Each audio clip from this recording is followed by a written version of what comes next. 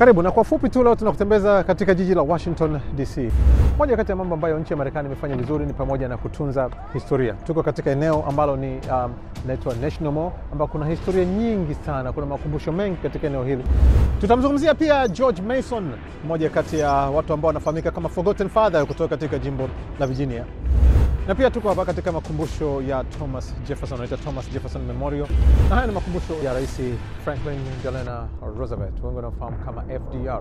Moja kati ya mambo amefanya katika makumbusho haya ya vita kuu ya pili ya dunia ni pamoja na kuweka mlingoti, na kila mlingoti mmoja unakuwa unawakilisha jimbo ambalo lilishiriki. Kumbuka kufikia wakati huo kulikuwa kuna majimbo 48, na majimbo haya yamepangwa kulingana na namna ambavyo yaliingia katika nasema umoja wa nchi za Marekani.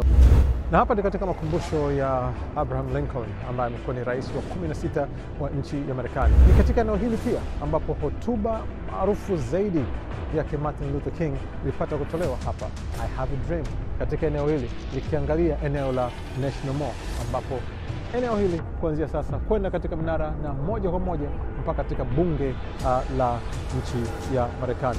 Nyuma kamera niko na Haithan Habib, mimi ni Mbelo Bandio. Twende tukakutembeze katika sehemu ambazo tunaamini kwamba ni za muhimu kwa wewe kuzitambua katikati ya jiji la Washington DC.